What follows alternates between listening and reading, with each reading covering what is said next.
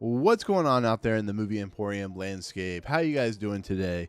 As you can see, this isn't a review. This isn't even a rant or something like that. This is something I was not expecting to do a video of because, as we're all aware, Avatar has been re-released for a couple weeks to kind of bring back the excitement for what Avatar did in 2009. It's been upgraded with a 4K kind of sheen to it. It's also it was in 3D back in 2009, but it's also been kind of upgraded a little bit, added some, high frame rate situations, stuff like that. So it's allowing James Cameron to make it look a little bit better than what it did originally. And there's not really much to talk about with that, to be fairly honest, because it really is just Avatar in a much better looking format, even though there is some problems with like some motion smoothing and stuff like that.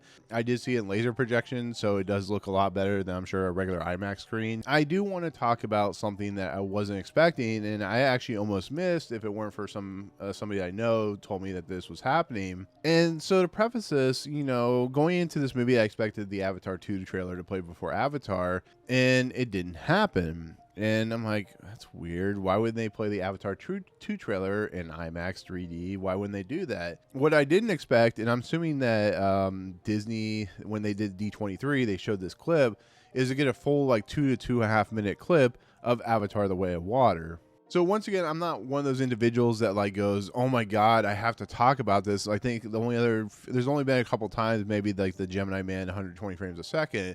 But I have to tell you that there is very few times where I come out so impressed and excited and realizing that once again, maybe you shouldn't discount James Cameron and his ability to up the ante each time to go, hey, remember 2009 James Cameron? Hold my 2022 James Cameron beer, and I'm going to show you something that will blow your mind. And so with that said, I watched this clip, which is the picture you see in the background of my image is actually the clip they showed. And it shows a man, or shows a Navi waking up. And I thought this may be, of course, Jake Sully's character, but it's a different character. I don't know if it's like his son or somebody, that is in his tribe. But he wakes up on the back of a whale-like character. Now, that wouldn't be too exciting because, some of the dialogue in any of these Avatar movies aren't very good. It's just the unfortunate nature of what it is. But I got to tell you, that 2.5 minute clip was one of the most impressive things I've seen in, wow, a long time, to be fairly honest. Maybe ever since, the clip that they showed of, I think, the Dark Knight's opening sequence, I think during one of the Mission Impossible movies. James Cameron is reinventing the wheel, people. He is going big. He's going bold. And this sequence, which, he's always touted about how people have like held their breath. They've been trained to hold their breath for like 6 to 7 minutes at a time.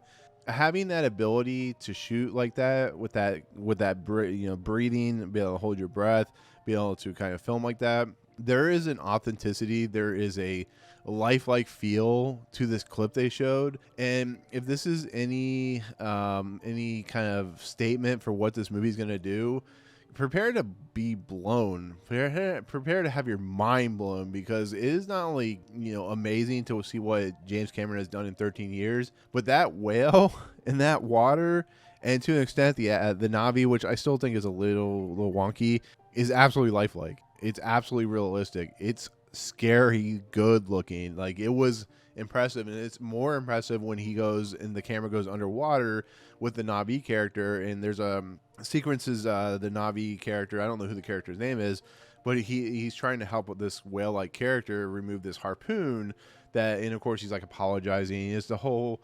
ecological world that James Cameron's trying to present with, like, saving the world, saving the land, protecting it and stuff like that. It's what these movies are going to be about. And just when it goes underwater, and once again, I did see this like laser projected through an IMAX screen, so just be aware that it probably looks a little bit better than most IMAX screens.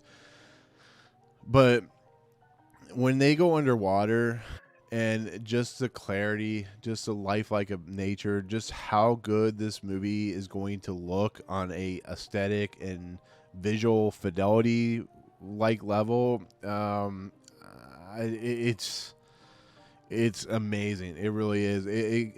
My jaw was on the floor. I had some tears coming out because it was just so impressive. I just couldn't believe that we're getting to a point where, James Cameron's having to show people what CGI and visual fidelity and visual effects can look like if they're done properly. I'm sure it won't be all perfect, and there'll probably be some seams showing. But James Cameron just shows that how good he is at a technical level, how good he is at a professional visual fidelity director level. It's just, I couldn't believe what I was watching. There are some scenes in the trailer that show like him like swimming with the whale, this Navi swimming with the whale, that I thought were pretty impressive. But until you see this scene, until you see what James Cameron is putting on the screen with his, cinematographer and his visual effects department, which I'm sure Weta and ILM are working on this movie again, it's a sight to behold. I was gushing about it. I put a tweet up there on my Twitter account that just said he's putting his thing on the table, just like, what, you remember me in 2009 when I said that we had to wait so long for this movie for the first movie to come out. I guess 13 years is how you perfect that visual flair. And the only thing that worries me is when the third movie comes out 2 years later, with this movie looking as impressive as it does, I don't know if that'll stand up for the third movie. Not saying it won't look, be a good movie or look good, but this movie's setting a bar, and it's setting an immense bar that if this were Avatar, which really looks impressive still, even for a movie that's 13 years later, let's say this is the bar, so I can go under my mic here, right? This was Avatar. This is like where the Transformers movies are slowly like here. There's been some other movies like, I can't remember offhand, but like, Mad Max has some visual effects work. But let's say this is Avatar right here where my hand is right here. This is Avatar the Way of Water, just from that 2-minute clip. And I don't expect it to be any less amazing from the next like 3 hours of the film we see or whatever. But like I said, it's a really interesting clip. It's a really interesting take on water and ecology and stuff like that. And once again, I just think James Cameron, you just gotta not discount him for what he's able to do, and it's gonna make a lot of money. Just from this clip alone, like if this clip ever releases on even on like YouTube or something like that, it won't do it justice from what you see in the theater. This is the type of movie that you go to the theater for, like Mad Max or something like that, or the Batman or Dark Knight or something like that. So that's kind of where I'll finish it, and I'll leave it, and I'll kind of go from there. But I had to talk about it. It's impressive. It looks amazing. The high frame rate actually works.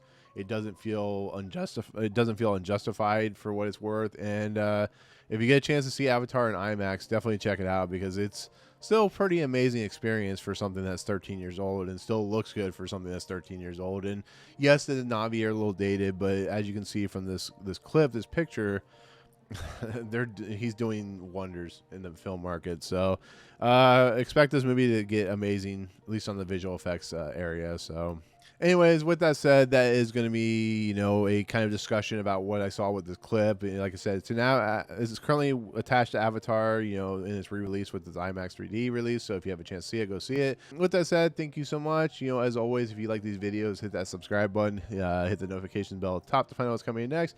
And if you like any of these videos, awesome, hit that like button, and we'll see you guys next in the next video I post. Peace out, guys.